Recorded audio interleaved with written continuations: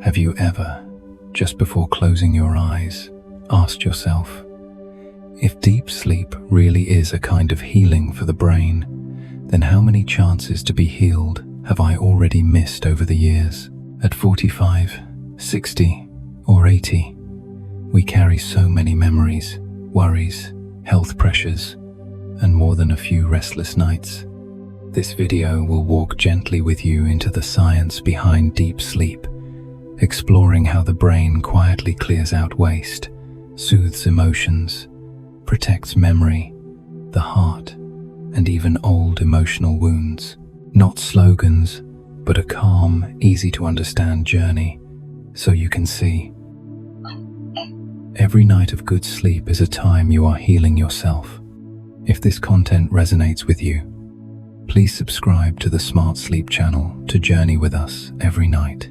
When night begins to fall and, somewhere beyond the window, the roads, the stream of cars, notification sounds, phone rings, slowly quiet down, there is a place in our body that is only just beginning its most important shift of the day. That place is not the heart, nor the lungs, but the brain, the companion that has traveled with us through decades of working, loving, losing, caring for children, paying bills, enduring medical appointments, answering midnight calls, and reading messages that kept us awake all night.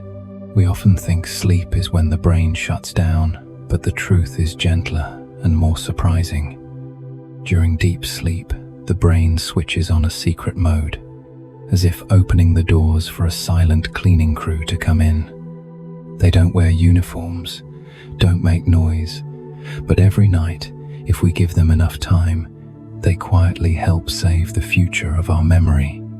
The glymphatic system, you can think of it as the lymphatic system of the brain, is only modestly active while we are awake. But when we sink into deep sleep, the spaces between brain cells widen. Cerebrospinal fluid begins to circulate more strongly, washing away fragments of proteins and metabolic waste, including molecules that science has repeatedly linked to Alzheimer's and neurodegeneration. The brain, which holds our memories, our grandchildren's names, our bank passwords, our stories of youth, the wrinkles at the corners of the eyes of the one we love, has its own built-in mechanism to clean and maintain itself in order to protect that treasure. And the most beautiful part, this mechanism is activated most powerfully not by expensive medications, not by complicated apps, but by something utterly ordinary: deep, sufficient, regular sleep. Think back to a recent day when you didn't sleep well. You tossed and turned, woke up in the middle of the night, or stayed glued to a screen until late. The next morning, your mind felt covered in a thin fog. Words wouldn't come. The name of a familiar person got stuck on the tip of your tongue. Simple things irritated you more than usual. That feeling is not just tiredness. It is the trace of a night when the cleaning crew didn't get to finish their shift. Neural waste, the byproducts of mental activity, are still scattered among the cells, leaving your nervous system like a room where the lights stayed on all night and no one had time to put the chairs back. At 45, 60, or 80, your brain has been serving you for so long. The hours it has worked non-stop far exceed any employee's lifetime hours, and yet we so easily owe it deep nights of sleep, as if we were employers who never allow the cleaning staff to close the building. Modern science gives us a very concrete, very human picture. During deep sleep, cerebrospinal fluid flow can increase significantly. The pipelines in the brain widen, and that current helps clear out amyloid beta, tau, and many other metabolic fragments. You don't need to remember all those complicated names. You only need to understand this simply. Every night of deep sleep is a chance you give your brain to rinse away things which, if left to accumulate over time, may contribute to wearing down memory, dimming clarity.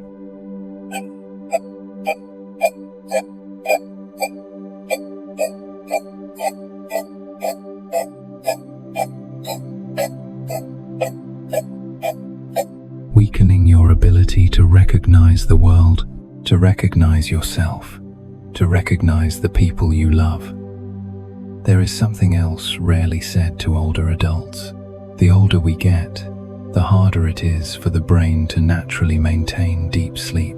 Disrupted circadian rhythms, chronic conditions, medications, stress, loneliness, noise, blue light, all seep into the night. So many people, in their 50 seconds, 60 seconds, 70 seconds, gradually see insomnia and fragmented sleep as inevitable, as just part of aging that must be accepted. But if we understand that deep sleep is not just getting enough hours, but the golden working period of the glymphatic system, the time when the brain takes advantage to maintain and repair itself, then how we look at a good night's sleep changes. It is no longer indulgence, not a sign of weakness, not "I have too much to do to sleep," but a strategic decision for our intellect, emotions, and dignity in the years ahead. Because losing deep sleep over time is not just dark circles under the eyes or being a bit more irritable tomorrow. It is tiny bricks being quietly pulled from the foundation of memory and alertness. From this angle, every time we force ourselves to stay up just to scroll through more negative news, to watch one more unnecessary video, to chew on a worry we cannot possibly solve in the middle of the night, we are cutting into the hours of the brain cleaning crew, cutting into the brain's own chance to protect itself from decline. Now, picture a different scene. A house that is carefully cleaned each evening, trash taken out, floors swept, windows closed, objects put back in place. The next morning, you step out to find everything tidy and bright. You naturally feel more courteous, more patient, with more energy to handle difficult tasks. The brain is the same. One night of deep sleep helps it remove garbage, reorganize memories, strengthen useful neural pathways, soothe overstrained regions. The next day, we don't just remember better. We're also more likely to respond gently to the people around us. We're less prone to snap, less likely to blow problems out of proportion, less likely to unfairly blame ourselves. When the brain is cleaner and less overloaded, we become more generous with ourselves and with others. In that light, the healing power of the brain is no longer abstract. It shows up very concretely in how we handle a family argument, how calmly we face test results, how patiently we listen to a grandchild's long story, how we refrain from seeing ourselves as a burden just because of a sore back or a forgotten key. For those of you who have already passed midlife, you may have witnessed loved ones gradually losing their memory, mixing up their grandchildren's names, getting lost in their own homes. That image leaves a quiet, persistent fear. Will there come a day when I too sit there, unable to remember the days I have lived, unable to recognize the face that once meant the world to me? No one can promise that simply sleeping enough will guarantee we never develop neurodegenerative disease, but science is increasingly showing that deep, regular sleep is one of the important factors that gives the brain the conditions to protect and repair itself. And this carries a profound human meaning. Even if we cannot control our genes, cannot rewrite our past, cannot avoid every upheaval in life, we still have a small but very real domain of agency. The way we treat tonight. Every evening we choose to turn off screens a bit earlier, dim the lights warmer, give ourselves a few long, slow breaths, not eat too late, not drag all our worries into bed. We are signing a contract with the cleaning crew. We are telling the brain, I value you. You've done enough. Tonight, work in peace. I won't sabotage you. You might ask, but I have so many unfinished things. Work, family, bills, wars, news, doctors, medications. How can I dare to sleep when nothing is done? The answer, perhaps, doesn't lie in how much we can finish, but in whether we understand that a tired brain won't help us handle anything better. A brain full of waste, deprived of nights of glymphatic detox, is like trying to drive with a windshield splattered in mud. The more you strain your eyes, the more dangerous it becomes. Deep sleep, on the other hand, is when that glass is wiped clean, the engine rested, the wiring checked. The next morning, we come back to the same problems with different energy, a clearer view, a bit more resilience. The self-development lesson here is not you must sleep 8 hours to be a good person, but a softer invitation. Let the way you sleep reflect how much respect you give your own life. Do you dare put the phone down, step away from a pointless argument, and tell yourself, that's enough.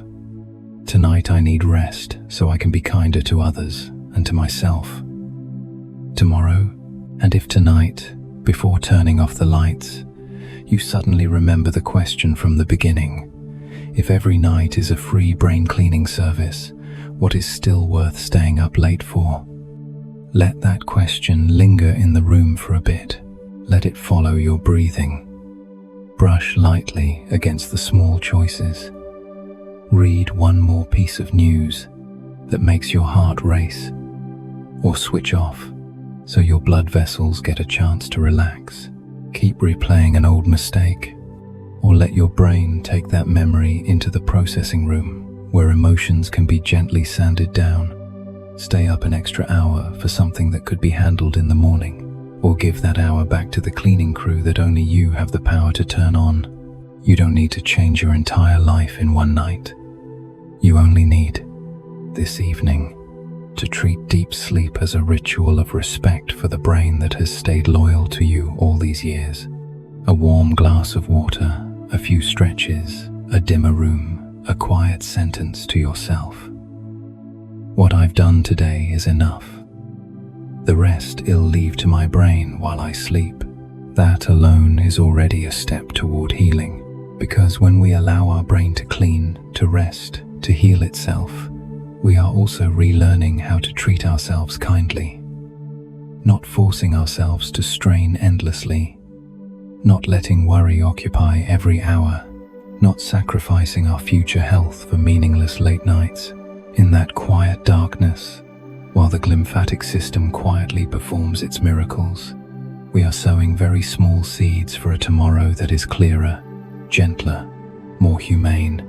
And perhaps that is the most beautiful gift we, at any age, can prepare for ourselves and for those we love. When that silent cleaning crew has finished its work, one question arises. What about painful memories? Does the brain only wipe away fatigue? Or does it also smooth some of the sharp emotional edges off old memories? Those stories we thought would always make our chest tighten whenever we recall them. Tonight, as you lie here, in a quiet home somewhere in America, perhaps after many decades of working, raising children, saying goodbye to loved ones, enduring illness, loss, divorce, the constant news wars, and private stories you've never told anyone, there are still a few reels in your mind that refuse to turn off. There are words you once heard, times you were misunderstood, a hospital door closing, a midnight phone call, a face now gone. They don't vanish just because time passes. So, what allows us to think of them without choking the way we did at first? This is where REM sleep steps in, like a skilled craftsman in the workshop of memory, not erasing the past, but carefully filing down its sharpest edges. Our sleep is not a solid block of darkness from lights out to sunrise. It moves in cycles, like waves, from light sleep to deep sleep, to REM, repeating several times through the night. REM stands for rapid eye movement, a phase when the eyes dart quickly under closed lids. The brain is highly active, and we often dream. Neuroscience shows that during REM, the brain is not just replaying daily life for entertainment. It is doing something subtler, reprocessing memories, especially emotionally charged ones.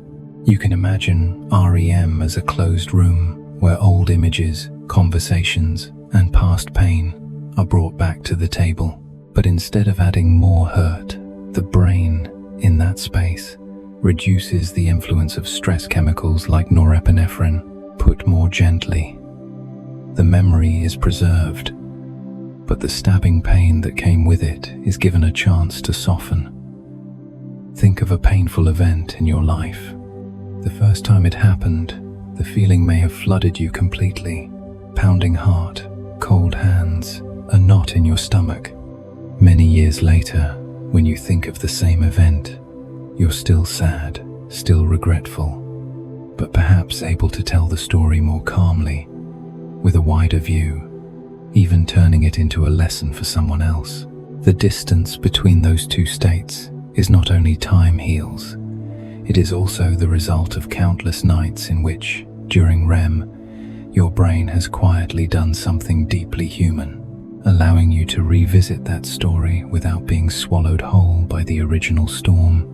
It is like walking back into the same room, but instead of shattered glass all over the floor, the shards have been swept up, smoothed, placed in a jar. They are the same pieces, but they no longer cut your feet each time you pass. The important point is this: the brain does not delete painful memories. It honors the reality of what happened. REM is not a delete button. It is a re-editing process for emotion, like a director trimming away the effects that would devastate the audience while keeping the storyline so it can still be understood and lived with.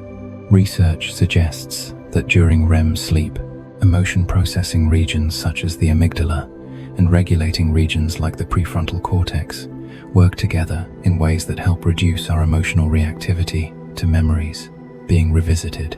This means that when we allow ourselves sufficient, recurring nights of sleep, the brain has more chances to rehearse. Each time it revisits past events in dreams or in quiet processing, it learns not to slam the red alarm button as violently as before.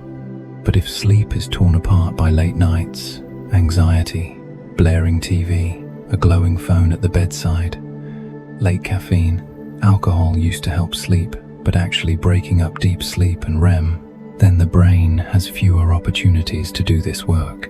Painful memories become like unprocessed files piled on the desk. Every time we glance their way, we're hit with the full shock all over again.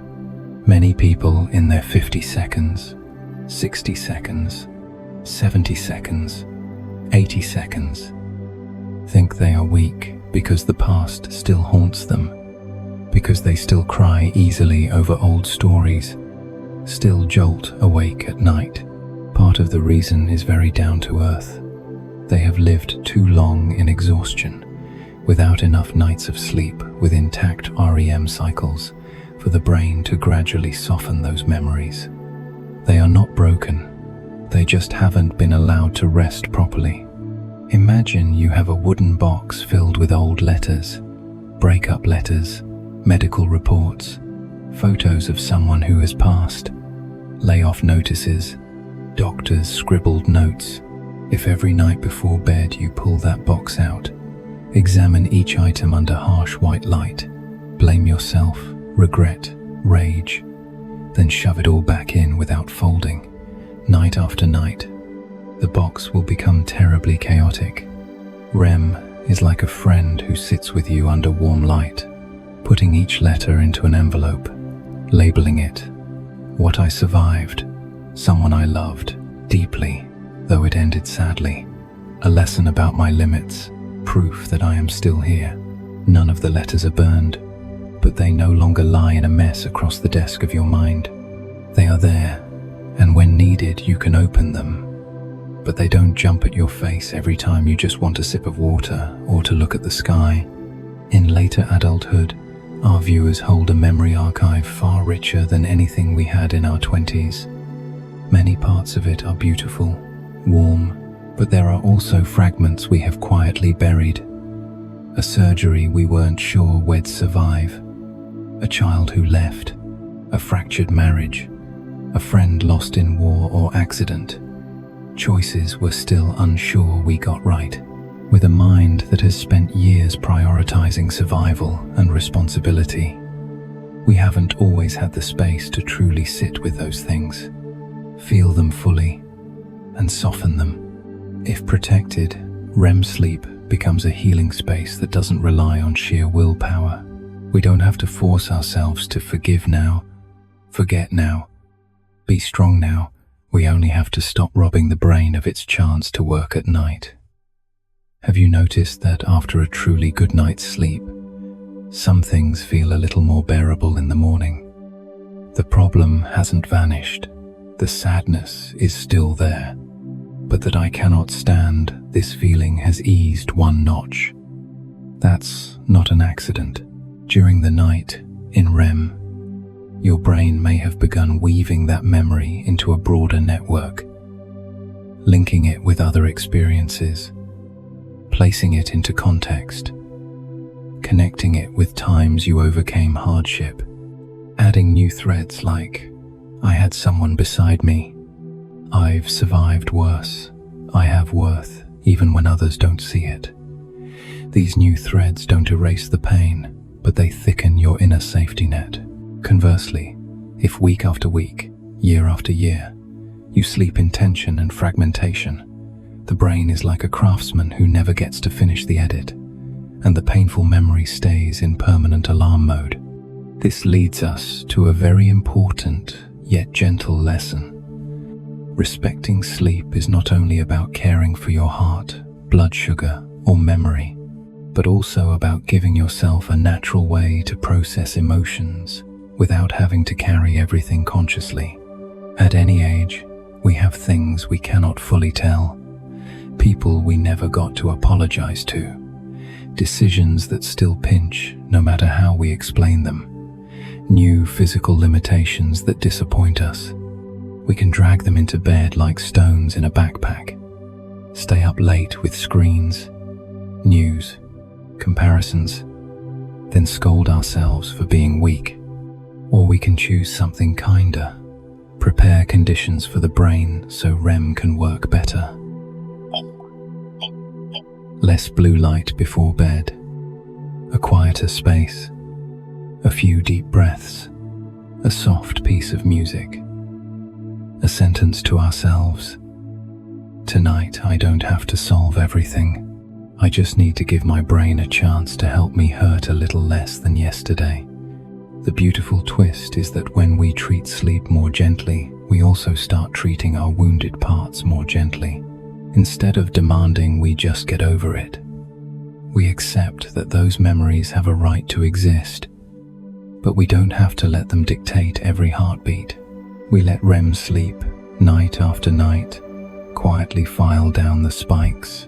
From there, our daytime attitude naturally shifts. We react less extremely. We stop hurting ourselves by replaying scenes in the harshest way.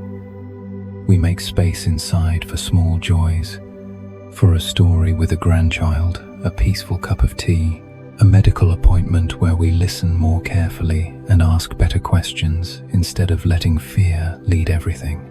If you're hearing these words now in the soft dark of your bedroom, perhaps lying on your side on a familiar bed, in a small apartment, a suburban home, a quiet nursing facility, try allowing yourself this thought before you drift off. There are scratches in your heart you don't have to erase by force. You only need to stop deepening them with sleepless nights, with loops of self-reproach, with hours glued to news that squeeze your chest. The rest, try entrusting to your brain, to those REM cycles nature designed as a quiet gift. Each night of enough, gentle sleep may not turn you into someone else, but it will help you become a version of yourself that hurts less, is less harsh with yourself and with those you love. And perhaps that is the deeper meaning of the healing power of the brain. Not a miracle that wipes out the past, but the capacity, each night, very quietly, to lay a soft dressing over old wounds, so that in the morning, we can get up. Moving more slowly, perhaps, but still moving, with a heart that still knows how to ache, yet also knows how to soften. We cannot choose again everything that has happened, but tonight, we can choose to dim the lights, loosen our shoulders, and let sleep do its work. And tomorrow, if you find yourself a little kinder to yourself, you'll know that part of it came from those peaceful hours you gifted to your brain tonight. When painful memories have grown less jagged thanks to nights of quiet editing by the brain, we suddenly notice another silent companion in need of healing too, the heart. Have you ever wondered, beyond the pills and checkups, whether you have truly given your heart real rest? Let your body lie as it is now, in a familiar room. Lights softened. Outside sounds a step further away. At 45, 60, 75, or 85, your heart has worked without a day off for decades. From when you were a child running across the schoolyard, through night shifts, long drives, hours waiting for results, your heart has kept beating, sending blood to every small corner of your body. By day, it does more than deliver oxygen and nutrients. It also carries every bout of stress, anger, worry, every extra cup of coffee, every headline that nudges your blood pressure up. So what happens when night falls and you truly descend into deep sleep? In deep sleep, the body shifts from fight or flight into rest and restore. The parasympathetic nervous system, the branch that slows us down and heals us, speaks more clearly. Heart rate usually drops below daytime levels. Blood pressure naturally falls. Blood vessels gently dilate. This is not just sleep to feel refreshed. It is a secret recovery training session that the cardiovascular system needs in order to endure. Those hours of deep sleep are like a private gym slot reserved for your heart and blood vessels, where they are free from the constant rush of emails, bills, traffic, arguments, breaking news, and flashing screens. You can picture your heart as a worker who has been on back-to-back shifts for 40, 50, 60 years. By day, he is pushed to full speed, climbing stairs, handling stress, absorbing adrenaline spikes from bad news, pain, fear. If at night he is still dragged into overtime by late coffee, late alcohol, a bright phone by the pillow, endless arguments, then sooner or later, there comes a day he collapses. In contrast, if each night he is allowed into a quiet room where the pace slows, the load eases, then the next morning he can continue, steady and strong. Cardiology research shows that during deep sleep, blood pressure tends to drop about 10–20% from waking levels. This is known as nocturnal dipping, a good sign that the cardiovascular system is resting. When it occurs regularly, it functions like a stretching routine, helping blood vessels stay less stiff, giving the delicate inner lining, the endothelium, time to repair microscopic damage caused by daytime strain. If nights pass without this dip, or if we constantly cut short deep sleep, that recovery window shrinks. Vessels that should remain supple are more likely to harden. Tiny injuries get more chances to collect fat and form plaques. Those are the quiet bricks that build up the risk of stroke and heart attack, events that so often strike in the morning, after a long journey where the heart has not been allowed enough real rest. You may take your medications faithfully, check your blood pressure daily, follow your doctor's instructions, and all of that is precious. But there is a gentle, direct question. Alongside those pills, are you giving your heart 7-8 hours of genuinely good, consistent sleep as part of its treatment plan? Or have you treated sleep as expendable, cutting away pieces of it each night to make room for worry, for news, for work that never ends? In midlife and older age, many people joke, "I'm used to sleeping less." It sounds strong, but through the lens of physiology, that sentence is closer to saying, this bridge has been overloaded for years, so of course it shakes. Normal does not mean healthy. So come back to your body for a moment, right now. Quietly feel the beat in your chest, in your neck.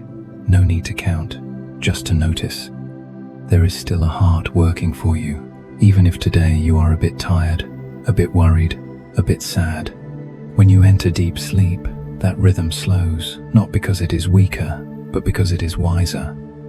Like a captain who knows that when the sea is calm, he can lower speed to save fuel and protect the engine. In that darkness, your vessels strain less. The smooth muscle in their walls releases. Blood flow is more evenly distributed. Some processes that repair tissues, regulate hormones, and recalibrate the autonomic nervous system run more strongly. And there is something deeply human here. The heart does not only pump blood to muscles or to the brain, it must also pump blood to its own tissue. That sounds obvious, but think of it. An organ that must feed itself while serving everyone else without pause.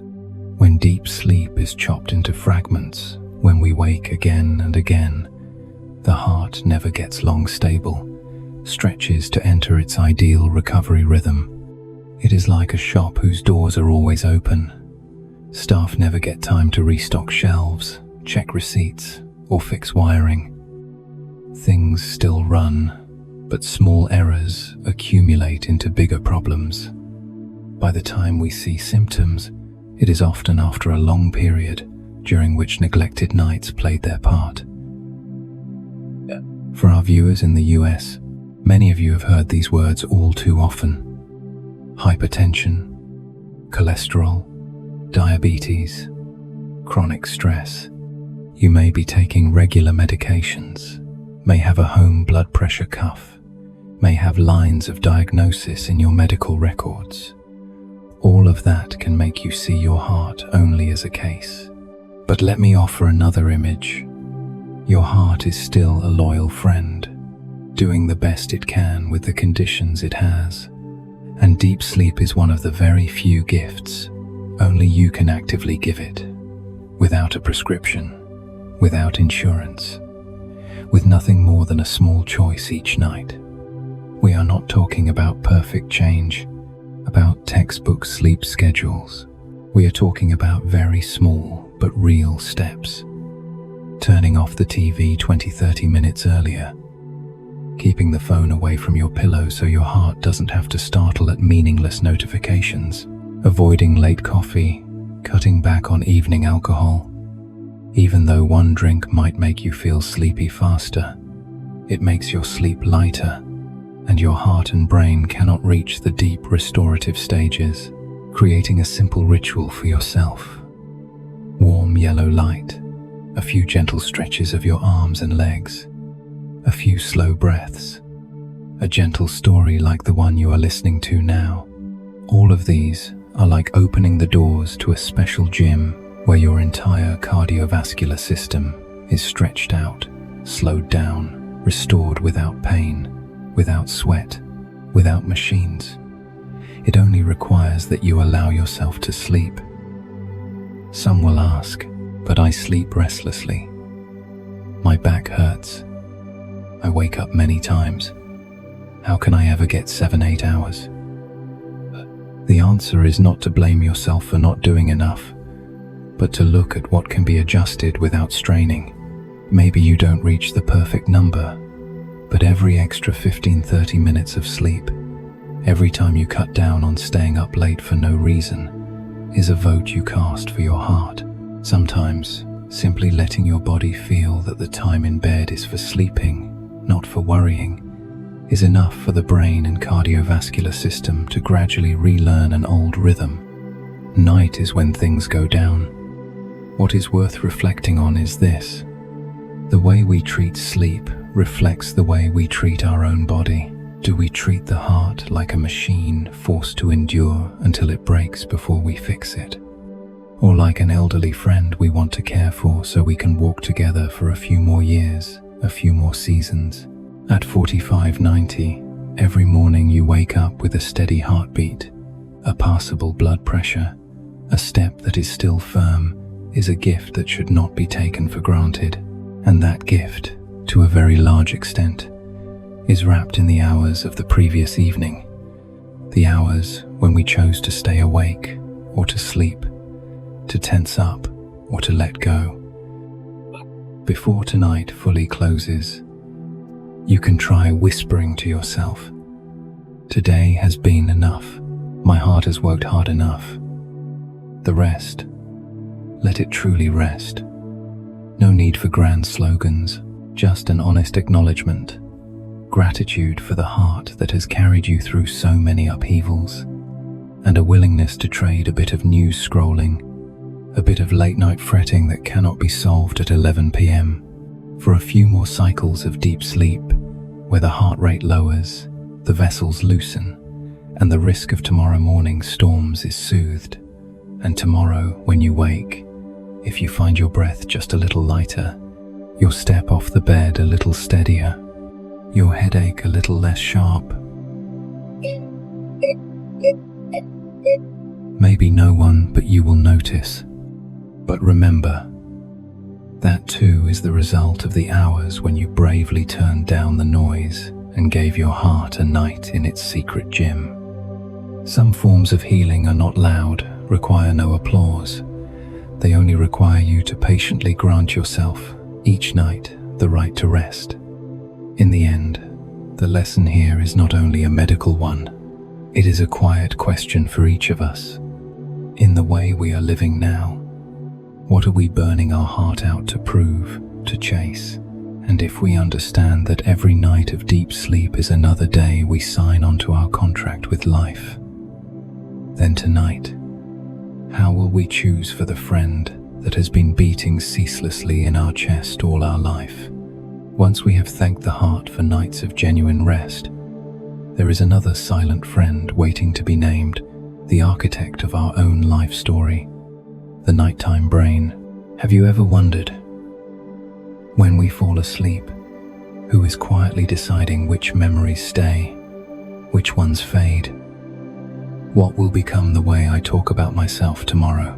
Let your body stay just as it is now, in softened light, with slower breath and calmer heartbeat. You don't have to do anything more. Just listen, as if chatting with a trusted friend before lights out. All day long, your brain has taken in countless bits of information.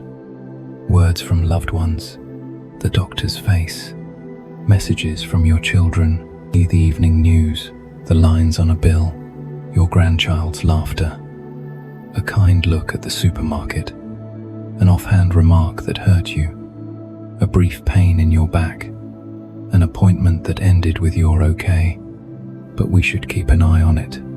All of it, big and small, passes through the neural networks like guests stepping into a hotel lobby. But not everyone gets to stay. Some memories become long-term residents. Others just pass by, like someone standing at the door and then leaving. The brain cannot and should not keep everything, and it is precisely at night, in sleep, especially as deep sleep and REM alternate, that the architect inside you begins to work, organizing, selecting, rebuilding the story of who I am. Scientifically, an important part of this process happens between the hippocampus, where new memories are registered, and the cortex, where long-term memories are stored. By day, the hippocampus is like a crowded notebook, rapidly jotting down what needs to be remembered temporarily. By night, in sleep, especially deep sleep, the brain starts to replay patterns of neural activity, like reviewing a lesson. What gets replayed and reinforced is gradually transferred into more stable storage networks in the cortex. The trivial, irrelevant things that are not replayed fade away. Interestingly, it is not only objective information that is chosen or discarded. Emotions, meaning, and their connection to what we believe about ourselves also influence how long a memory lives. In other words, each night, in sleep, our brain is not just storing data, it is editing a memoir titled My Life. Think back. During a period of insomnia or short, fragmented sleep, perhaps due to financial stress, illness, caregiving, or simply the habit of lying in bed with your phone until late. How did you see yourself? Many people say they quickly become harsher with themselves, easily thinking, "I'm awful, I'm weak, I'm not worth anything anymore." Small mistakes in the day are magnified. Good things they have done blur. Lack of sleep doesn't just make eyes tired. It makes the inner editor impatient.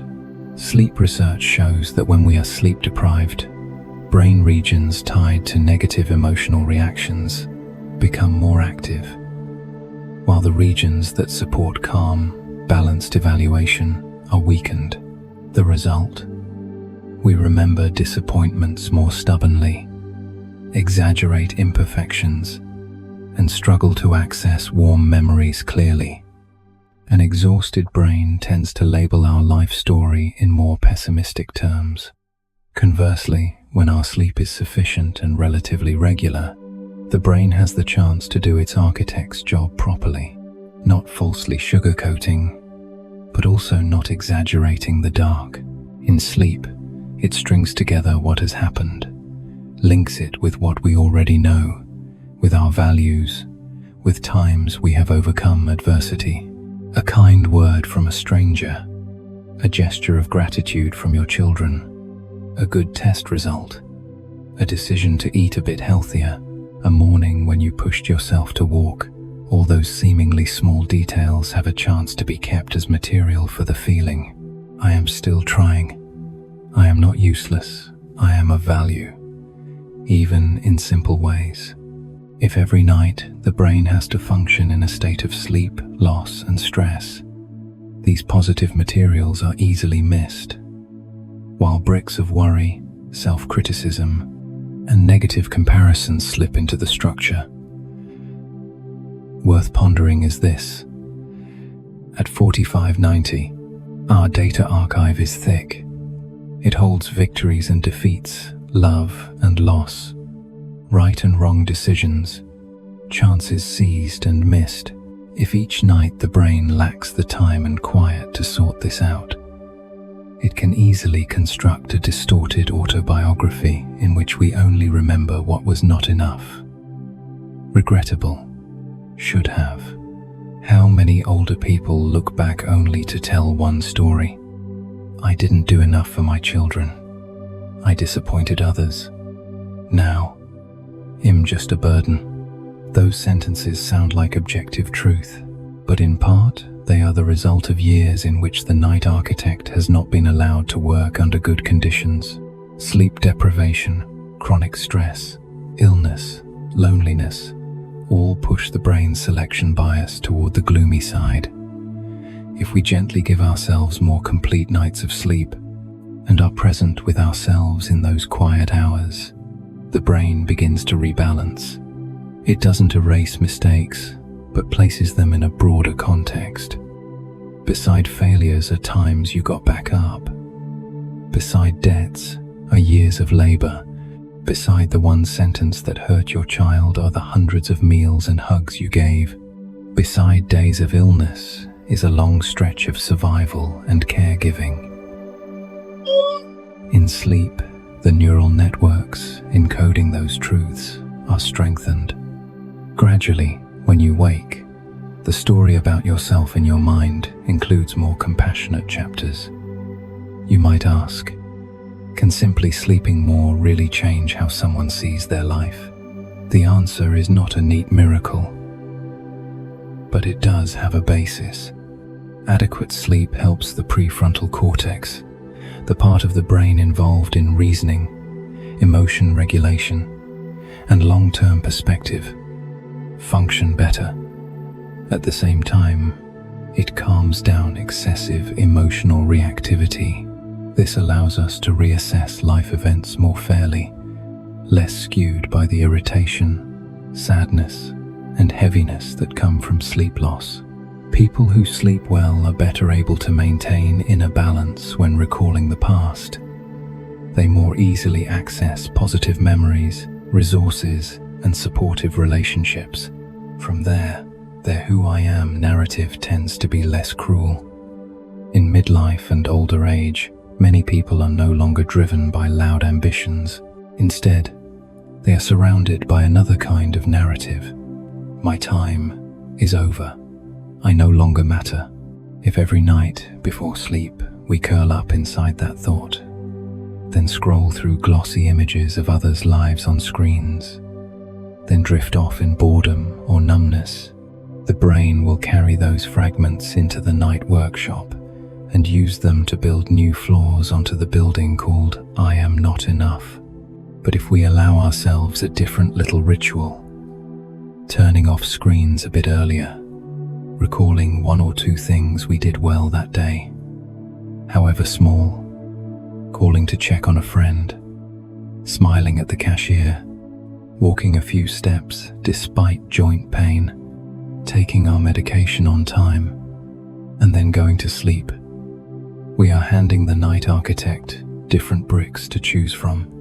The deep sleep that follows helps reinforce those positive connections, so that tomorrow, when we look back, the brain already has pathways leading toward the feeling, I am still living meaningfully in my own way. Think of the nighttime brain as a fair storyteller. It is not a propagandist painting lies, but neither is it a cold prosecutor. It needs time, rhythm, and quiet to listen to all the evidence, the good and the incomplete. Without sleep, it only hears the loudest voices: fatigue, worry, disappointment. With enough sleep, it begins to hear gratitude, understanding, the gentle memories we usually ignore. And from that, unconsciously, it rewrites how we see ourselves. Over time, those who sleep enough are more able to see themselves as people who keep learning, adjusting, loving, rather than as lifelong sentences based on a few bad decisions.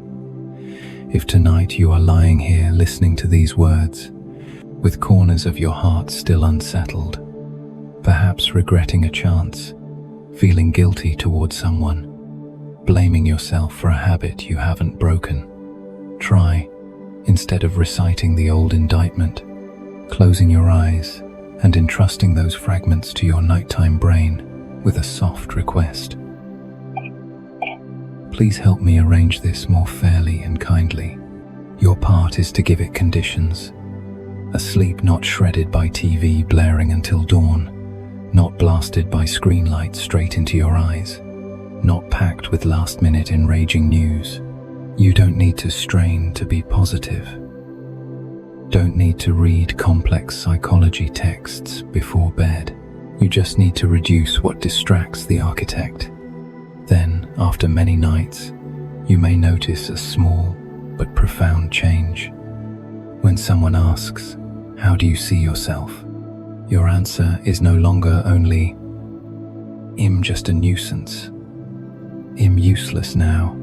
Somewhere inside, a part of you may begin to say, "I've tried all my life. I love my family. I can still learn new things. I am grateful I can still see the sun this morning."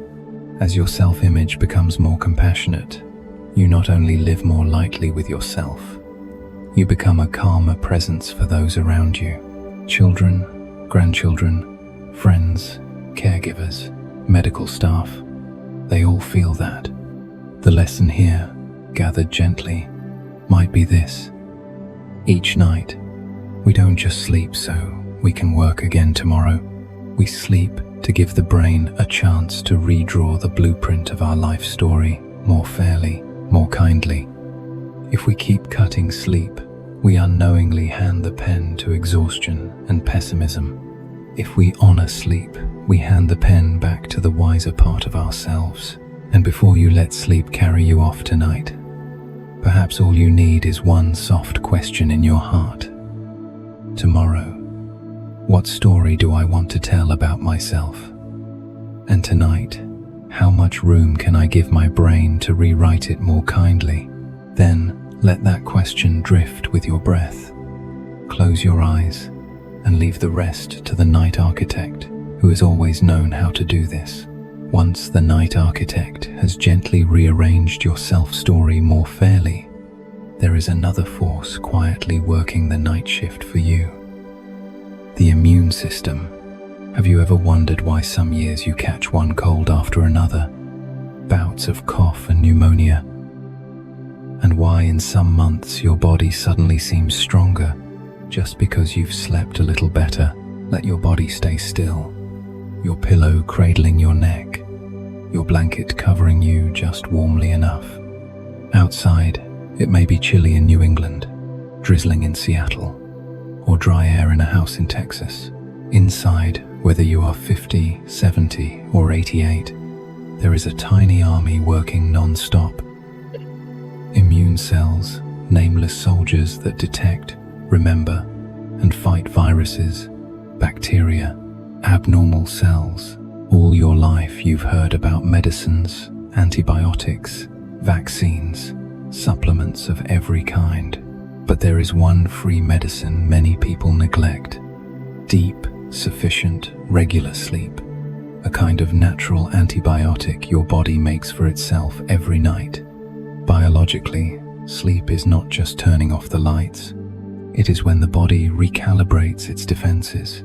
While we sleep, especially in deep sleep, the body increases production and regulation of certain cytokines, signaling molecules that help immune cells talk. Who comes, who withdraws, where to attack, when to stop. Some cytokines have protective roles, supporting responses to infection and helping early recognition of invaders. Nighttime is also when the body adjusts the number and activity of cells such as T cells and NK, natural killer cells, special forces that target virus-infected or abnormal cells. You may not see or hear it, but in the dark, in the bone marrow, lymph nodes, spleen, an intricate network is reorganizing its troops. When we cut short sleep, especially chronically, that army becomes like an undermanned border post. Gatekeepers doing double shifts, patrols covering 3 routes at once, no time for training or fence repair. Studies show that too little sleep, especially under about 6 hours per night for many days, can reduce NK cell activity, weaken antibody responses to vaccination, and increase the risk of respiratory infections. You've seen it in yourself after several late nights. Sore throat, stuffy nose, lingering cough, scratches that heal slowly. That is not just bad luck.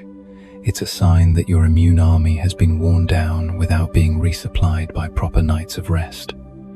At 45-90, our natural immunity is no longer as vigorous as in our 20s. The biological armor is thinner. Response to new viruses and bacteria is slower. Wounds take longer to heal. Infections more easily become complications. All the more reason that every remaining unit of immune strength needs to be respected. We cannot change the fact of aging, cannot erase years in which the body strained under stress, medications, chronic disease, but we can decide, from tonight on, Do I still want to make things harder for that army? Am I forcing my immune system into 24/7 emergency duty because of small but stubborn habits? Staying up too late, watching negative news until the moment I close my eyes, eating too late, drinking at night to sleep but actually making sleep shallow, keeping the bedroom glaringly bright. Try imagining your immune system as a border town. By day, the gates are open. People pass, goods pass, dust, bacteria, viruses, everything goes through. You can't control it all. Night is when the gates need to close a bit, when they must count their forces, repair fences, reset patrols, train recruits, record past intruders so they can be recognized faster next time. Deep sleep is the time for this. If we constantly cut into the night, it's as if the commander keeps everyone out on the road, never allowing them back to the barracks to check weapons, eat, rotate shifts. Eventually, the town may still be lit, but the armory is empty, soldiers exhausted, fences full of holes. When the flu virus, a respiratory bug, or some old bacteria returns, the body no longer responds as quickly. Conversely, with enough sleep, that army works much more precisely. Memory T cells recall the faces of previous invaders, reinforcing immune memory. Inflammatory signals are better regulated, enough to protect, but not overflowing into chronic inflammation that damages vessels, joints, nerves. Tissues recover more effectively. Even the feeling of always getting sick, catching everything, can ease when we take sleep seriously. There is a beautiful detail. Sleep is when the body actively strengthens resistance, not only passively defends, like a gardener tending the soil, not only chasing pests. Weeds have less chance in well-tended soil. Viruses and bacteria struggle more against a body whose immune system is well-trained and well-rested. Every extra 30 minutes of deep sleep at night may sound small, but over months and years, that is dozens of hours in which the immune system is organized instead of scrambling in chaos. Remember those winters when just one person's sneeze at home meant you'd be next? Or hospital stays from pneumonia, complications of what seemed like a simple cold. No one dares say that sleep alone could have prevented everything, but we have the right to ask, not to blame ourselves, but to understand more deeply.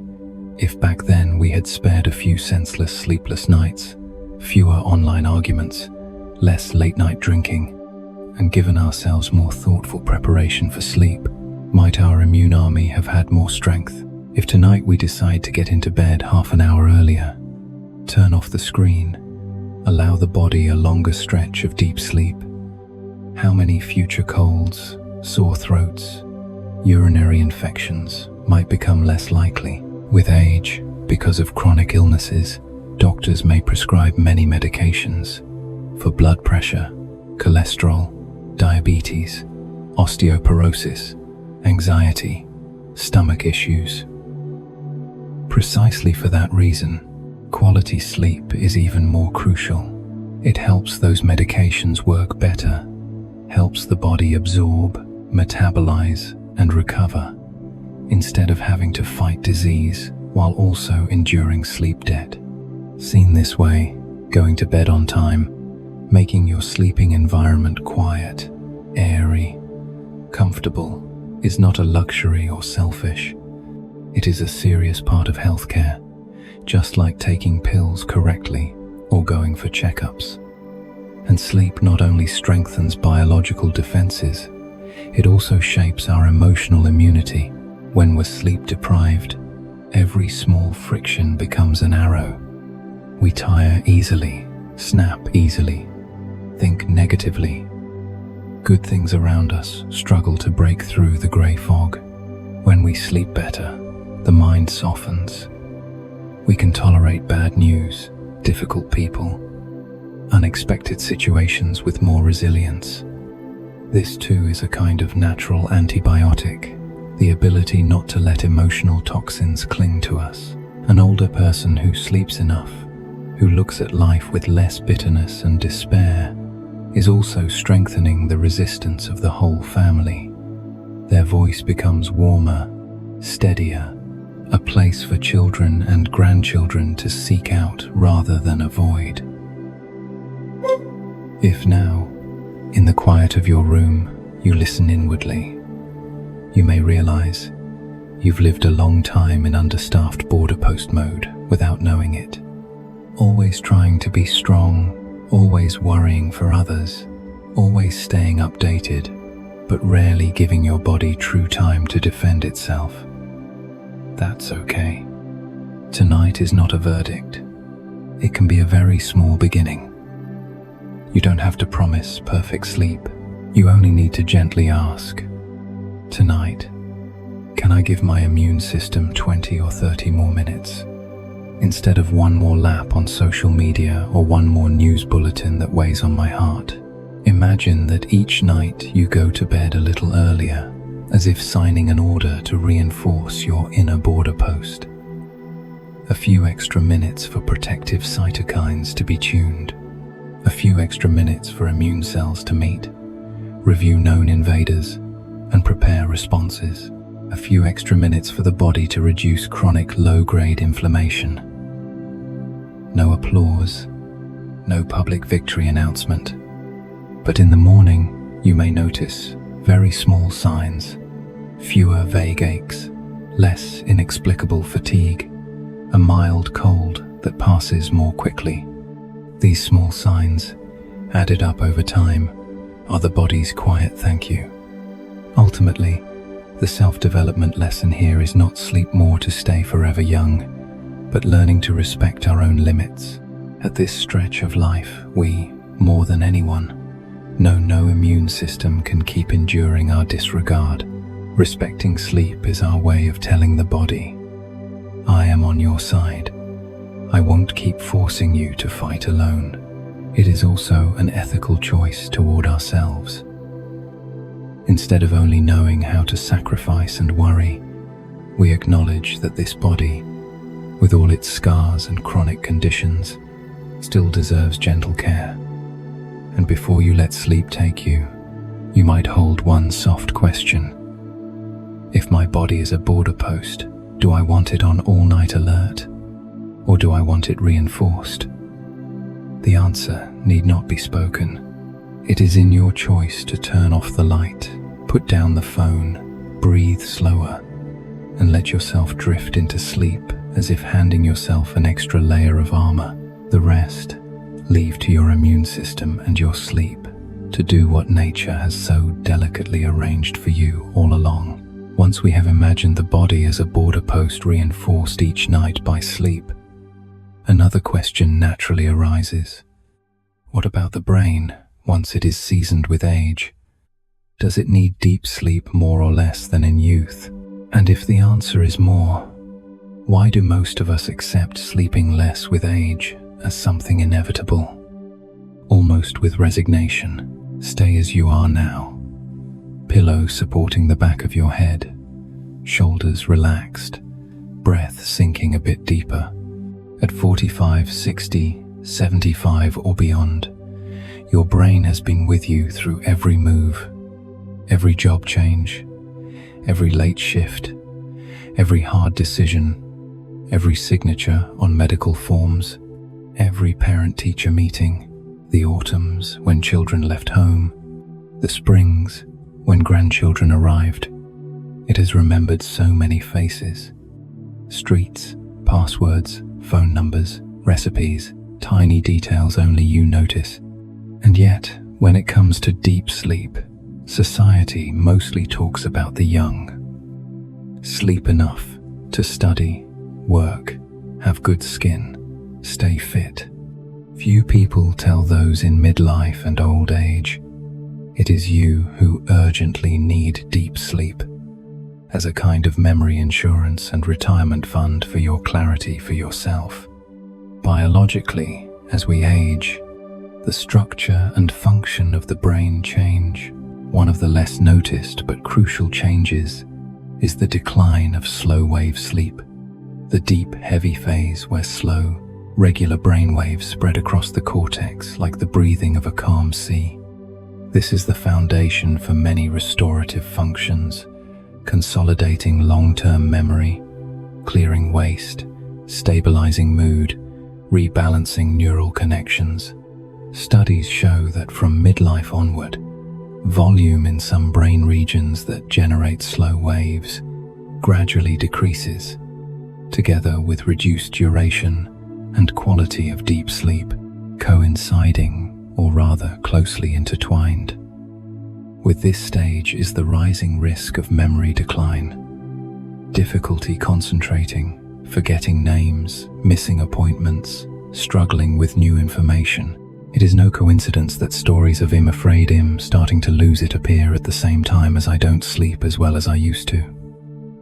It is sad that while older adults are carefully instructed about blood pressure, cholesterol, blood sugar, medications, very rarely does a doctor or anyone else sit down and say, in a gentle, clear voice, "Your sleep now matters to your memory and emotions just as much as this pill." It is not an accessory. It is part of early treatment. We are often advised to keep the mind active, do crosswords, read, socialize. All of that is good. But without the foundation of deep nights of sleep, those activities are like writing on wet sand. Each wave wipes them away. The aging brain needs deep sleep, not because it has become lazier, but because it has to do the same work with a less flexible structure, needing more recovery time after each day. Try recalling the difference between 2 mornings. One after a night of broken sleep, tossing and turning, waking many times, and one rare morning after you slept through, even if only 6-7 hours, but deeply enough. The day after poor sleep, you may find other people's words prick your pride more easily. Small things irritate you. Your steps wobble a little getting out of bed. You pick up the phone and suddenly forget who was I going to call. After a more complete night, something ordinary, like making a cup of coffee, folding the blanket, opening the window suddenly has a calmer rhythm. Your head feels clearer. That thin difference over time is exactly what separates the path your memory will take, whether it holds or falls away. Deep sleep is when the hippocampus, the temporary notebook, transfers important information to more durable storage regions, like moving documents from a USB drive to a secure hard disk. If every night we shorten sleep or let it be torn apart by screen glow, spirals of worry, background TV noise, the brain does not have enough time to finish that transfer. The next morning, the hippocampus is still jammed with yesterday's information, but the warehouse has not been cleared. When new information comes in, overload happens easily, like a desk piled so high with papers that anything added is likely to fall. This is one reason why sleep-deprived older adults feel I'm always half forgetting. Nothing stays in my head, and quickly lose confidence in their own memory.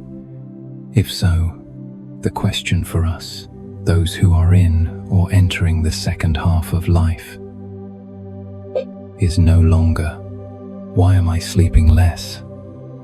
But, have I treated improving my sleep as a long-term investment in my memory, alertness, and temperament? We spend a lifetime contributing to retirement funds, saving money for years, when health may be weaker. But what about the neural retirement fund? The reserves of thinking, remembering, emotional balance. Each night of slightly deeper, slightly more regular sleep is a deposit into that fund. Each time we ignore this, giving in to endless, pointless late nights, is a quiet withdrawal. This does not mean that sleep alone will prevent all forms of dementia. Some conditions have complex roots in genes, blood vessels, years of underlying disease. But treating deep sleep as an early intervention means this: we do what we can, within our control, to give the brain better ground to stand on. Like knowing winter is coming, we cannot stop the cold completely, but we can fix the roof, seal the cracks, prepare extra blankets.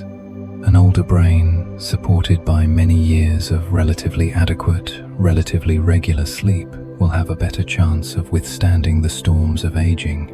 Many Americans at this age are used to a rhythm of chronic sleep deprivation. Long work hours, news late into the night, financial worries, caring for grandchildren, caring for relatives. Entering retirement, the habit stays, only changes form. Instead of overtime, it becomes more shows, more scrolling, more tossing with worries that are no longer urgent but still sharp. They accept. I'm old, so I sleep less. That sentence is not entirely true, and its danger is that it stops us from trying to protect sleep as something worth guarding. In reality, older adults may sleep slightly fewer hours than when young, but the basic fact remains: the brain still needs quality deep sleep phases. The problem is that the ability to naturally enter deep sleep declines, so we need even more to create supportive conditions. Support here does not begin with complicated remedies, but with very small decisions full of self-respect. A bedroom that is comfortably cool, a bit darker, a habit of turning off screens before bed, replacing them with a few minutes of a gentle voice, a few pages of a calm book. Not too heavy a dinner, no late caffeine, a fairly regular routine so the body can guess when real night begins. These seemingly simple things, repeated, are our way of saying to the brain, I value your rest and your chance to sort things out. And it is the aging brain that benefits most, because it no longer has surplus strength to compensate for wrecked nights the way it did in youth. Just as important, deep sleep nourishes not only memory, but character. Older adults, deprived of sleep for long periods, easily become irritable, pessimistic, harsh with themselves and everyone around them. Sometimes, children and friends only see a grumpy old man, old woman, unaware that behind that is an exhausted brain that hasn't been allowed to rest. Conversely, an older person who prioritizes sleep can gradually sustain a different calm, still with aching legs, still on medication, still worrying about family, but speaking more gently, eyes softer, memory clear enough to tell the story of their life with pride instead of only regret. In that sense, deep sleep is also a gift we give our loved ones, a version of us who is easier to live with. If you are listening to these words, you may have had a moment of panic when you forgot the name of an acquaintance, misplaced something, repeated a story without realizing. These signs make many people so anxious that they lose more sleep, creating a vicious cycle. Instead of only being frightened, we can treat them as a gentle reminder to check two things. Have we had our neurological, cardiovascular, metabolic health properly evaluated? And have we given our brain decent nights of rest?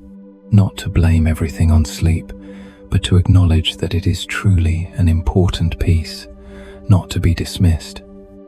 At the end of this stretch of road, the self-development lesson sounds very soft, but very clear. Start treating sleep as an accumulated asset, not leftover time. If there's extra, ill sleep. If not, ill cut it. Just as we once worked hard to save for old age, now we can work in another way, protecting a few hours of night for our own brain, not to become 20 again, but so that at 60, 70, 80, we can still recognize our face in the mirror, the names of those we love, and the meaning of the days we live. Before you close your eyes tonight, perhaps perhaps leave one light question in your mind. If deep sleep is my retirement fund for memory and clarity, am I contributing regularly or quietly drawing it down without knowing? Then let that question drift with your breath. No need to answer now. Sleep will come, and who knows, tonight itself may be the first deposit toward a gentler future for your mind. When we begin to see sleep as a retirement fund for our own memory and clarity, another gentle question arises. Does the way we sleep each night quietly retell the story of our relationships? And if one relationship keeps us awake, could a night of true rest be the starting point for healing between us and that person? Now, let your body lie still, feeling the blanket over you like an embrace, just right. Not too tight, not too loose. Beyond this wall, somewhere in a house in Ohio, an apartment in California, a farm in Iowa, there are other rooms lit late, where people lie staring at the ceiling, not because of coffee, but because of unanswered questions in their hearts. A child who hasn't called in a long time, a quarrel left unresolved, bills they don't know how to pay, a spouse who has died, a bed that has been empty beside them for a long time.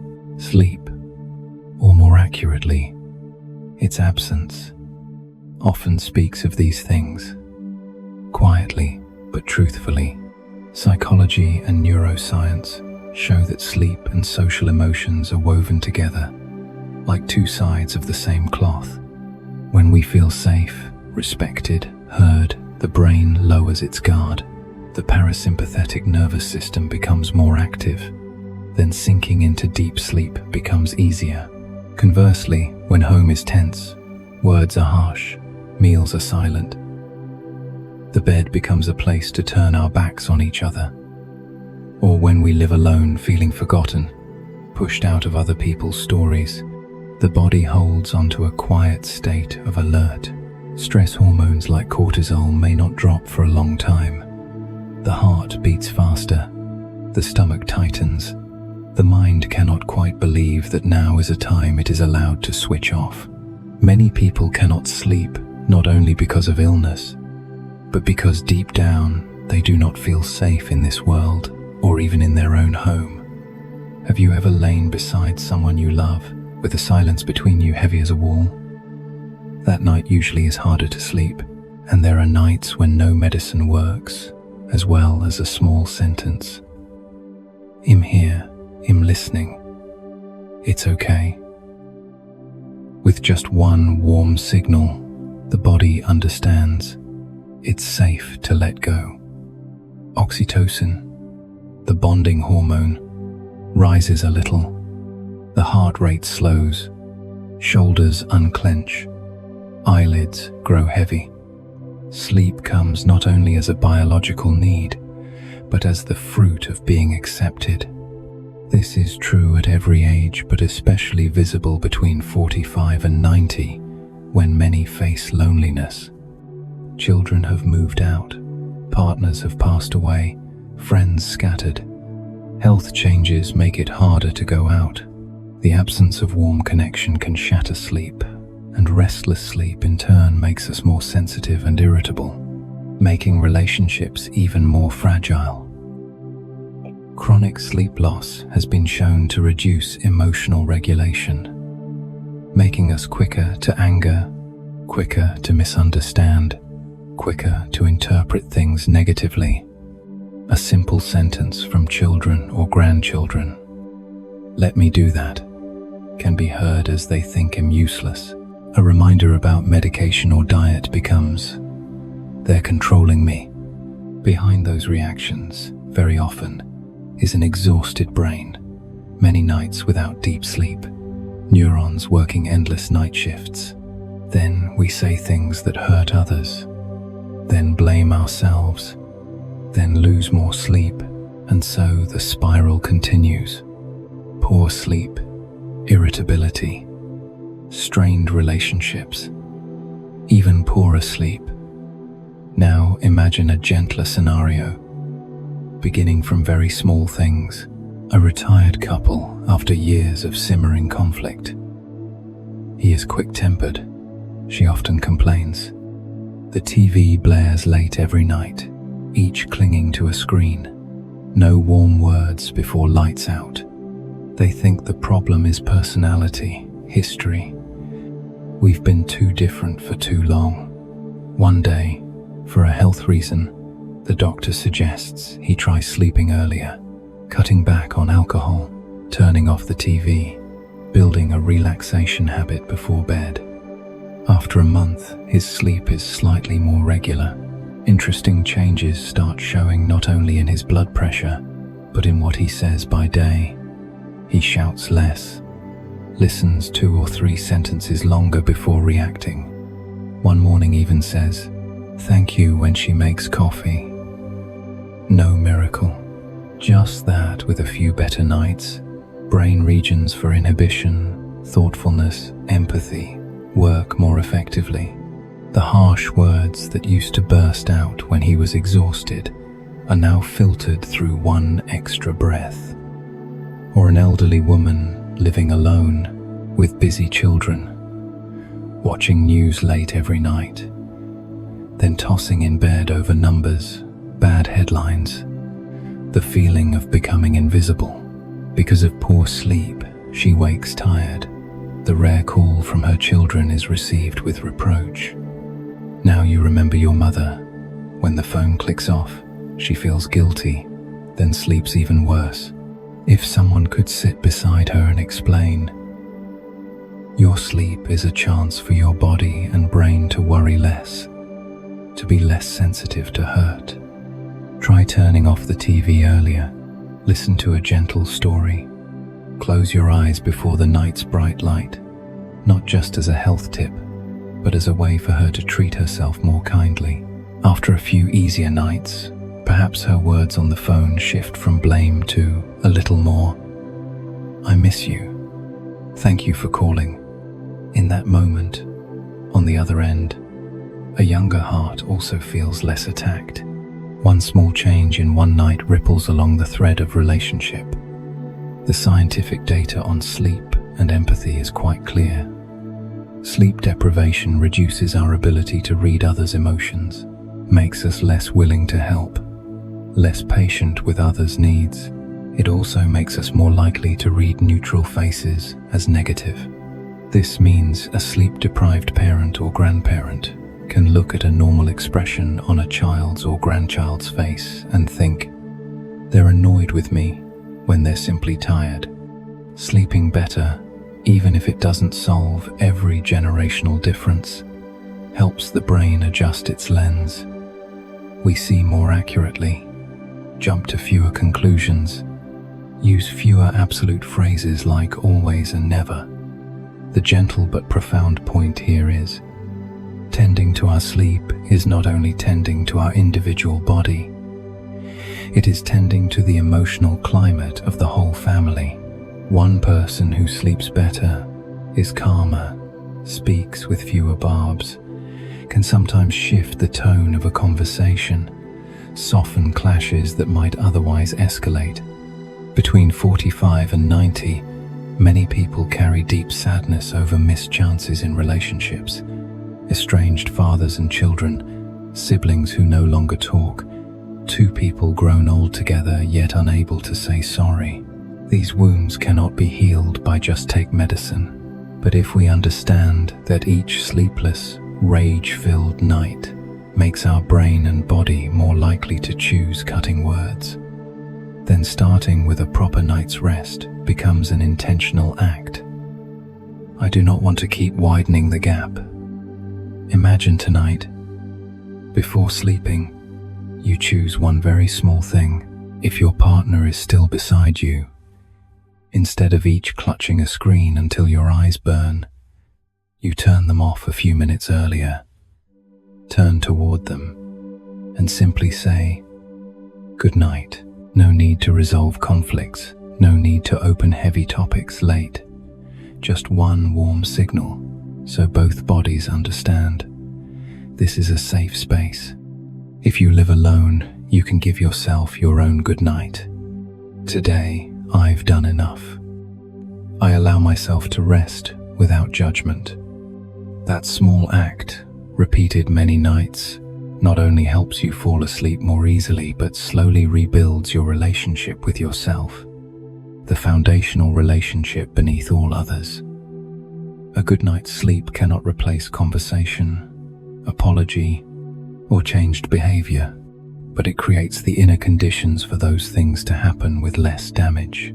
A well-rested person can admit fault without collapsing, listen without exploding, say "I'm sorry" without feeling it erases their worth. A sleep-deprived person, on the other hand, easily experiences every suggestion as an attack, every step back as total defeat.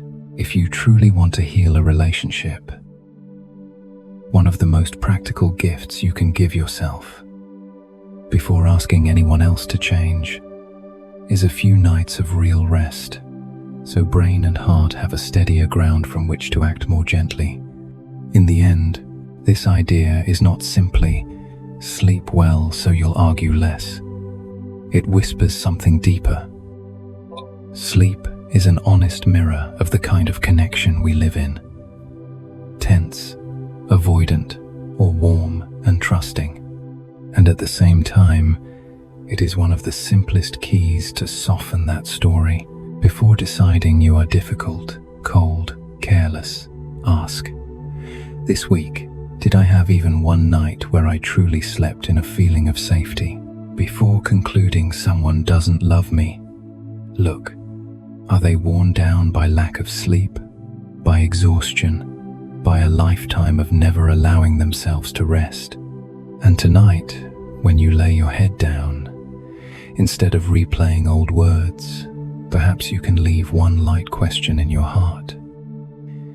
If an important relationship in my life needs healing, am I willing to start by giving myself, and if possible, that person, a night of real sleep? The answer may not come at once, but as you drift off, your brain, heart, immune system, and the invisible threads between you and others are already quietly noting that you are choosing a gentler path. When we understand that good sleep can soften sharp corners in our relationships, a more delicate question appears. In the hours we sleep, is it only the body that rests? Or is some quiet part inside also reviewing our choices, values, how we treat others and ourselves? And if so, are you brave enough to sleep enough to hear more clearly the truthful answer about how you want to live, from your own heart instead of the day's noise of opinions, judgments, and news? Let your body stay still a little longer. No need to move, no need to try to sleep. Just allow your mind to slow. At 45, 60, 80, you have lived enough to know that right, wrong, good, bad, kindness, selfishness are no longer black and white lines on a board, but lie in countless small choices each day. Do I speak or stay quiet? Forgive or keep my distance? Put myself first or make room for another? How honest am I when no one is checking? And there have been nights you tossed and turned over a decision, a harsh word to a loved one, letting go too soon, a financial choice, an attitude towards someone weaker, a chance to help that you avoided. By day, reasons, explanations, busyness can cover up that feeling.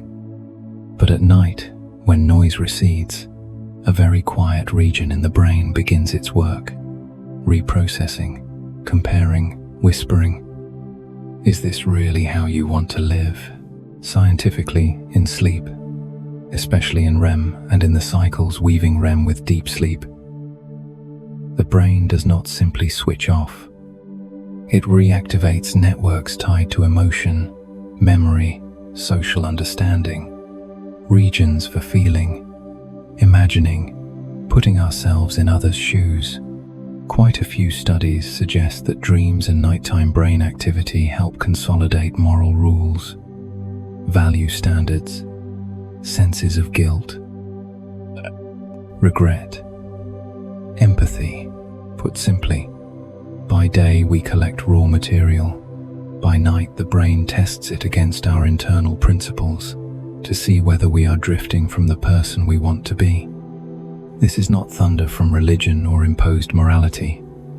It is the very natural activity of a nervous system, always trying to keep us aligned with ourselves. You may have felt this. Before sleep, you try to justify something you did, telling yourself everyone would. I had no choice. After a good night's sleep, in the quiet of making coffee, a soft thought appears.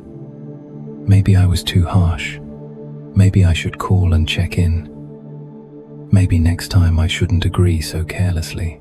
No one stood over you at night to lecture. No slogan hung by your bed.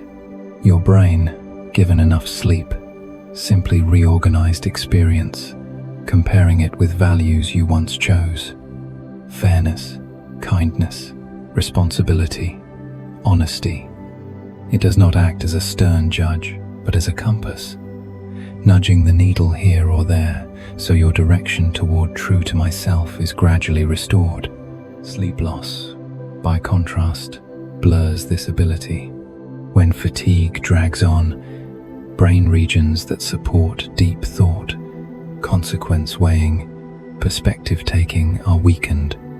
Stress and quick reaction regions fire more. The result, we are more likely to choose what is convenient rather than what aligns with our values. Snapping to end a conversation, ignoring to avoid hassle, telling small lies for safety, claiming more for ourselves because I'm too tired. No one is perfect. And not every mistake is caused by lack of sleep. But the quiet truth is, when we live constantly exhausted, we lose inner space to calmly hear our conscience. Everything becomes immediate survival, leaving little room for the question, who am I? Who do I want to become? Sufficient sleep, especially on nights when the brain can run through its full cycles, gives us the backstage space needed for those questions to be processed without drowning us. In dreams, you sometimes revisit situations that gnaw at you. Someone who has passed, a breakup, an injustice you witnessed, a mistake left unrepaired. Those dreams can leave people unsettled, but from a neurological perspective, they are a kind of rehearsal. The brain tries taking you back there, allowing you to feel it again, but with the biochemistry and connection networks slightly adjusted from the day it happened. Night after night, the intensity can ease, and within you arise very quiet intentions. Next time, if I face something like that, I want to handle it differently. I want to live more honestly. I don't want to die with this left unsaid. Between 45 and 90, many people often say, at this age, I just want to live in peace. But peace does not fall into our lap like an autumn leaf. It is the result of many small moments when we adjust our direction in life. Sometimes beginning not with a course or a lecture, but with a real night's sleep. One night of deep sleep, not interrupted by screens, by self-blame, by late coffee, allows the brain to distinguish more clearly between what we truly regret and what we are punishing ourselves for excessively. You may realize there are things you did not know then or were not strong enough for, so you cannot demand perfection from your past self. There are things you still have time to adjust, to apologize for, to make amends.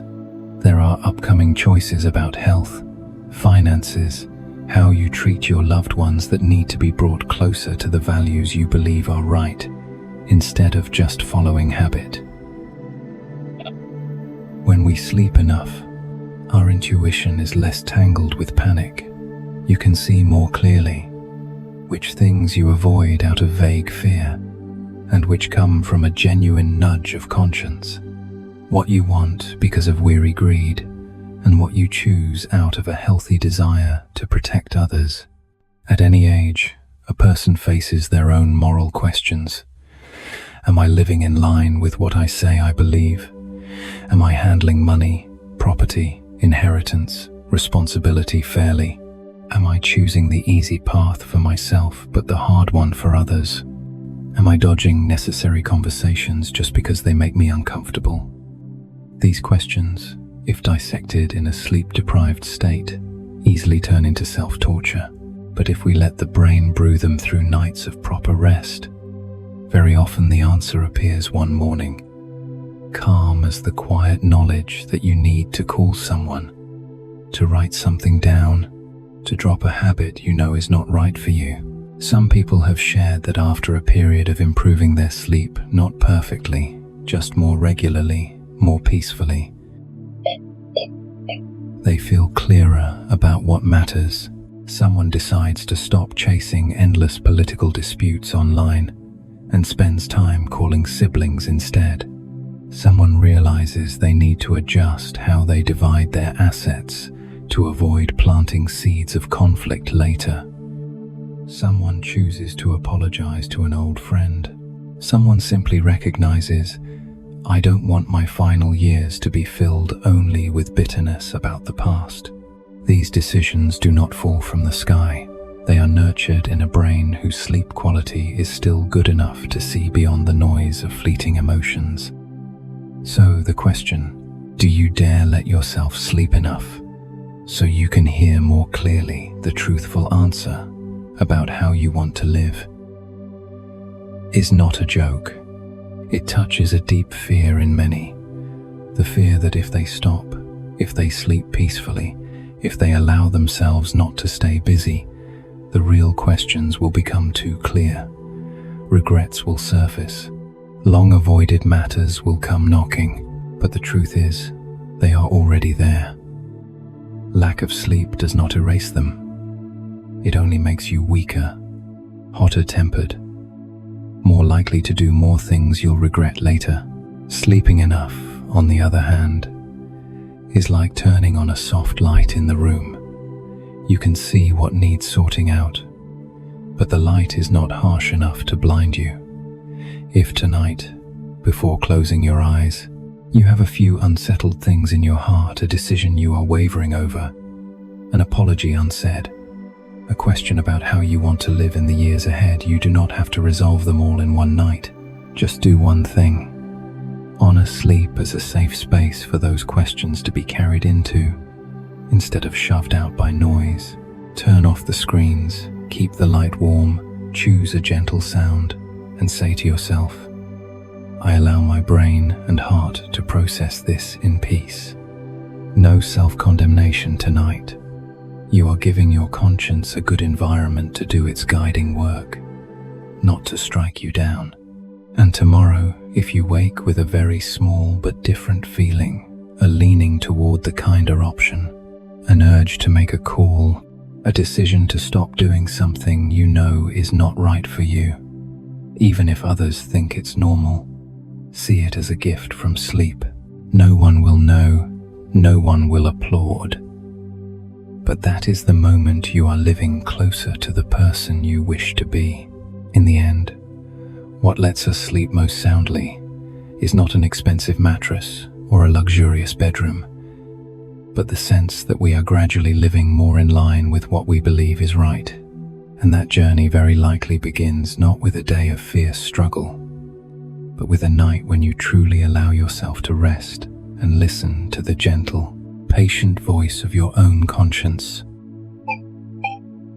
When we realize that in sleep, conscience, memory, and intuition quietly adjust our course, a very soft but very direct question appears. Right before we step into that sleep, what signals are we sending to the brain? A hurried soundtrack of anxiety, or a simple line of code of peace, enough so that tomorrow we step out gentler with ourselves and with life? You can try looking back at your very ordinary evenings over the years, Not the special nights with big news or great sadness, but the midweek evenings, finishing dinner a bit late, turning on the TV to finish the news, then another show, then squeezing in some messages, some headlines, some half-finished arguments somewhere online.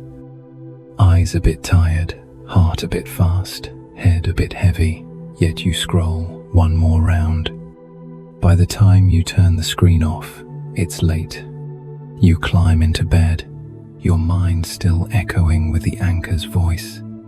Numbers, war updates, prices, someone's words that annoyed you. Tomorrow's to-do list. You close your eyes, but inside, your body has received no signal that it's safe now. You may rest. Heart rate has not dropped. Cortisol is still there. The blue light has delayed melatonin. The brain, that loyal machine, reads all those stimuli as commands. Stay alert, keep processing. Something is unfinished, and you drift off in exhaustion, sleep arriving as a collapse, not a welcome. The next morning you wake with just enough energy to endure. Your tolerance for others is slightly lower. Small things trigger irritation more easily.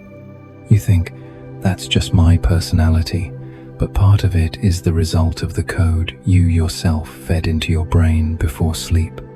By contrast, imagine another evening not perfect, not artfully staged like a movie, just different in a few small habits. Dinner ends a bit earlier, or if late, it's lighter. Afterwards, instead of diving straight into the screen spiral, you spend 5 or 10 minutes doing something very simple. Looking back on the day and writing down or quietly naming 1 to 3 things you're grateful for. Nothing huge. A backache slightly easier than yesterday. An unexpected call from a grandchild. A kind staff member at the clinic. A hot cup of tea. A beautiful sky. As you do that, the brain receives a different signal. Not only lack and danger exist, there are gifts too. Right after, you dim the harsh lights, turn off the bright white, switch on a warm lamp. Like indoor sunset, you move the screen farther away, not pressed to your face. You sit quietly for a few breaths. Inhale gently through the nose. Exhale a bit longer. Let the diaphragm move, telling the nervous system this is the time to stand down. These small acts, seemingly trivial, are the code you send to your brain and hormones. Melatonin, you may begin. Cortisol, you can rest. Heart rate, slow down. Muscles, let go. Biologically, the brain and body are very sensitive to repeated cues. Bright light at night, especially blue light from screens, is read as still daytime, delaying melatonin, which helps us feel sleepy and fall asleep. Loud sounds, agitating content, heated arguments, a stream of bad news keep the sympathetic nervous system in a state of vigilance. Conversely, warm light, gentle voices, slow breathing, familiar safety signals help shift the body into recovery mode. Pre-sleep habits, though small, repeated, become what science calls cues that trigger biological responses. In essence, every night we are programming tomorrow's brain without realizing it. Some say, I'm just on my phone for fun. What's the harm? But look closely at the kind of fun.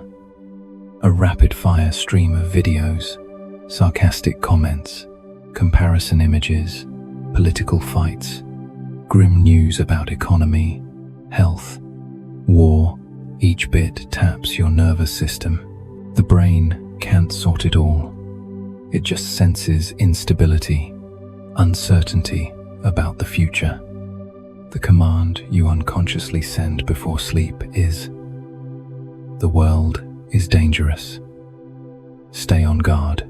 No one wonder that the next morning you feel heavy, suspicious, more easily irritated with loved ones, because inside there's a standing layer of defense. The irony is that between 45 and 90, many of the big things you cannot fix alone. Policies, markets, the world, but the state in which you face them tomorrow is deeply shaped by those very small minutes before you turn off the light tonight. Pre-sleep habits do not need to be long or elaborate to work. A handwritten gratitude note by the bed, a short prayer, if you have faith, a kind word to the person beside you. Thank you that we're still here today. A gentle stretch, shoulder roll, like shrugging off the day's coat. Setting a glass of water nearby, laying out morning medication, so your brain doesn't have to cling to such little tasks as you try to sleep. Turning off the TV, stepping away from debates that have no end. These are not for show. They are how you tap a sequence into your nervous system. No more urgent missions. Tonight is for recovery. Tomorrow, from that code, the brain will run the corresponding program. You will more easily choose softer words, more easily notice small joys, less easily be swept away by sudden panic. At this age, many of you are so used to being responsible for children, grandchildren, work, community. That habit can make 10 to 15 minutes of tending your own mind before sleep feel selfish or wasteful. But if sleep is the foundation for the whole of tomorrow, then those minutes are actually a form of highest responsibility. Responsibility for how you show up to others. A grandmother who sleeps better is gentler when a grandchild drops a glass. A grandfather who sleeps well is calmer hearing health news. A middle-aged mother or father with quality sleep is less likely to pour their exhaustion onto loved ones.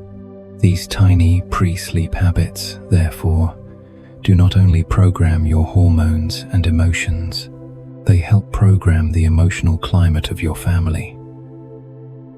Scientific evidence shows some simple techniques can improve sleep quality, keeping bedtimes and wake times relatively consistent, avoiding very late caffeine, keeping the bedroom cool and dark, using the bed mainly for sleep rather than doing everything in it.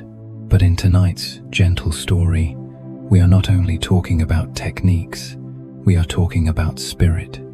The awareness that each small act before sleep is a message you send your brain about how you want to live tomorrow. If every night you end by scrolling through things that make you feel inadequate, sorrowful, unsafe, you are telling your brain, "This is my window on the world." If you end with a deep breath and a reminder, "Today was enough, tomorrow it'll continue, but tonight I'm allowed to rest," you are teaching your brain that peace is not a luxury. Imagine tonight as a very small train platform. Before the train named Sleep departs, you have a few minutes to load some boxes onto it. In one box, heavy news, comparisons, arguments. In another, 3 things you're grateful for. 1 beautiful image from the day.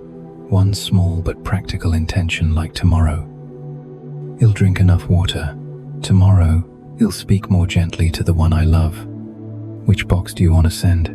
The brain doesn't choose for you. It simply processes what you hand it near departure time. That may sound simplistic, but it is very fair. We do have at least some agency in what we hit send on, and if you're thinking, "I'm used to this, every night is the same, it's too hard to change," that's okay. No one is asking you to flip your whole life in one night.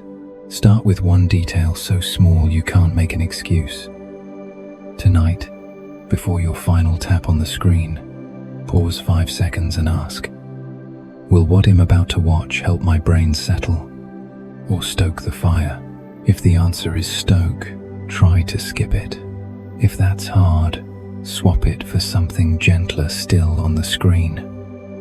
Look at family photos, listen to soft music, or hear a storytelling voice like this one, gradually your brain will learn. At this hour we send peace codes, not alarm codes. Between 45 and 90, each morning you wake with a lighter chest, a mind not too tangled, a bit more patience for others, is a gift far more precious than many material things. And that gift is largely wrapped in those modest minutes, just before you close your eyes. These small habits are not a magic cure in place of doctors, medicine, therapy. They are the ground on which all of those can work better. Someone who knows how to send a peace signal to their brain at night will hear medical advice more clearly, cooperate with treatment better, and keep the warmth of relationships around them more easily. In the end, the question for you is not, are you disciplined enough to do a 10-step bedtime checklist? But a softer, deeper one. Tonight, which version of yourself do you want to wake up as tomorrow? The version preloaded with commands of anxiety, tight as a stretched string that snaps at the slightest word, or the version that carries a baseline instruction of just enough peace, with room to choose words, to smile, to be grateful for one more day? You don't need to answer out loud. The answer lies in whether you scroll again or set the device aside, whether you allow yourself 3 slow breaths or crash into sleep like a collapse. And as you slowly close your eyes, trust that your brain takes each of those signals more seriously than you think, and will return them to you tomorrow in exactly the form you gently sent in tonight. When we understand that each tiny pre-sleep habit is like a line of code we send into tomorrow's brain, the next question is no longer theoretical. Taken together, night after night, what do all these choices say about how we treat ourselves? If there were a quiet exam with no scores, no proctor, only a reflection of the respect we give our body and our age, it might well be the way we sleep each night. You are lying still as you are now, in your own room, maybe in a quiet Midwestern town, a slightly less noisy corner of New York, or an apartment where the neighbors' lights are still on. This body has gone with you for decades, running, carrying, working, giving birth, caregiving, creating value, enduring medications, surgeries, fevers, flu seasons, long drives across states. This brain has helped you learn the alphabet, sign contracts, remember birthdays, hold family stories. This heart has been beating since before you were lifted from your mother's womb up to this very second, never once intentionally walking off the job at 45, 60, 75, 90. None of these organs are brand new, but they are still faithfully doing their part. And yet, if you look closely, you'll see a very human paradox. We diligently maintain visible things like houses, cars, counts, insurance, but freely cut, shave, and borrow without limit from that silent asset called sleep. We fear missing a payment deadline, but rarely fear years of fractured sleep. We worry about our retirement funds, but few think of a retirement fund for the heart, for memory, for emotional balance funds to which each night of deep sleep is a contribution, because no bill arrives for the hours we stay up late. We assume they're harmless. But the body, in its very quiet way, records each bit. Deep sleep is when the whole system switches into recovery mode. Hormones are rebalanced, the immune system reorganized, memory consolidated, metabolic waste cleared from the brain, the cardiovascular system relieved, neural connections that align with our values and moral choices strengthened.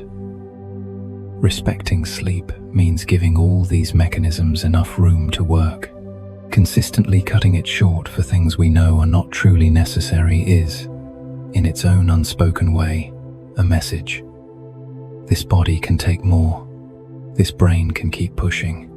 These emotions can keep absorbing blows. Over time, that message becomes our default way of treating ourselves. It's important to say clearly, this is not an accusation. Every one of us has had phases of late nights demanded by work, small children, illness, family crises, relentless worries.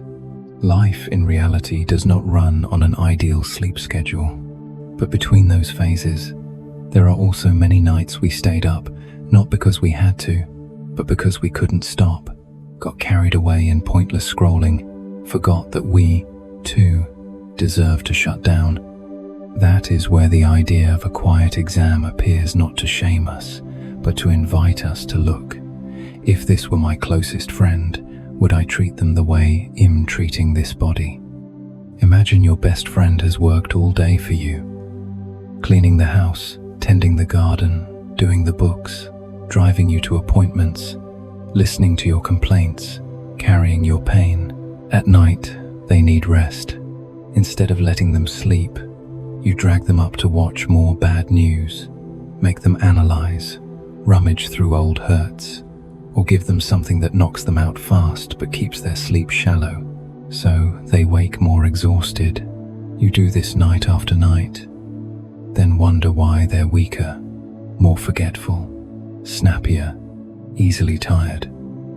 If this were someone else, you'd see your unfairness clearly, but when it's your own body, we often dismiss it. Deep sleep, in its most beautiful sense, is not harsh discipline or a performance target. Like gym metrics, fasting, checking off tasks, it is an expression of kindness toward yourself. I allow this body to rest, just as I would allow rest to someone I love. Kindness here is not indulgence, not sleeping to run away from everything, but seeing the value of restoration. A person who respects their sleep is not lazy. They understand that tomorrow they will think more clearly, speak more gently, and love more maturely if they sleep in peace tonight. Science gives us plenty of clear evidence.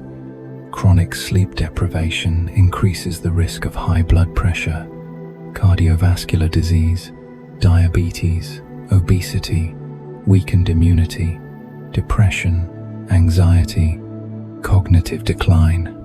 Sleeping adequately and regularly, as much as one reasonably can, is one of the cheapest and most effective protective factors. But instead of terrorizing ourselves with the risk list, let's flip the view. Each night you choose to sleep in self-respect, you cast a vote for your future health. A small vote, unseen, not posted online, no certificate issued, but accumulated over years. It helps decide how you will age. Confused, irritable, exhausted, or still holding some clarity. Calm, able to be fully present with those you love. At 45-90, you know well the feeling of no one is really checking on me anymore. No more teachers grading, no boss watching every hour. Children may live far away. The doctor sees you only a few times a year. Precisely because of that, the way you sleep becomes one of the rare exams you both assign and grade yourself. No one forces you to go to bed on time. No one fines you for staying up.